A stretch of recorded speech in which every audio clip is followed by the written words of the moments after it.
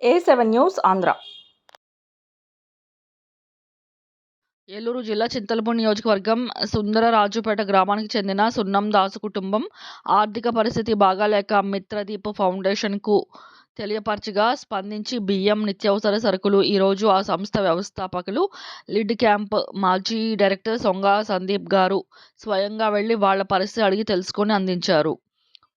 వారితో మాట్లాడారు. వారి అమ్మాయి ఇంటర్ 850 మార్కులతో పాస్ అయి ఎంసెట్లో ర్యాంకు సాధించి గుంటూరు ఇంజనీరింగ్ కాలేజీలో ఫ్రీ సీటు వచ్చిన హాస్టల్ ఫీజు కట్టుకోలేక చదువు మధ్యలో ఆపేసినట్లు తెలిపారు. కాలేజీకి సంబంధించిన విషయంలో కూడా సహకారం అందిస్తామని తెలిపారు. ఈ విషయం ఇంకా దాతలు ఎవరైనా స్పందించి అమ్మాయి చదువుకు ఆటంకం లేకుండా ప్రయత్నం చేయాలని కుటుంబ సభ్యులను కోరారు.